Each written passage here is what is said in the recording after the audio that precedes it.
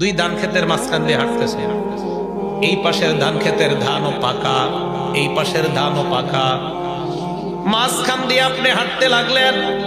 আইলটা চিকুন, ওই চিকুন আইল দিয়ে হাঁটতে হাঁটতে আপনি যখন ধান ক্ষেত পেরিয়ে ওই পাশে চলে গেলেন, আপনার জামার মধ্যে 10-12টা ধান লাগবে কি লাগবে না? মুফতি সাহেবকে ফোন দিলেন, হুজুর আরেকজনের জমিনের ধান আমার জামার মধ্যে লাগছে, এটা হালাল না হারাম? আরেকজনের অধিকার নষ্ট করলাম কিনা? আরেকজনের জমিনের এই ধান আমার গায়ে লাগাতে বান্দার হক নষ্ট হয়েছে কিনা? মুফতি সাহেব ফতুয়া দিবে, না না এটা কোনো সমস্যা নাই, আইল দিয়ে হাঁটলে এরকম 2-4টা ধান আপনার গায়ে লাগতেই পারে। ফতুয়া দিবে, সমস্যা নাই। কারণ আমি কি বলি দেখেন, আমি বলি আপনি এই আইল দিয়ে হাইটেনি না, তখন আপনার ফতুয়া জিজ্ঞাসার দরকার নেই।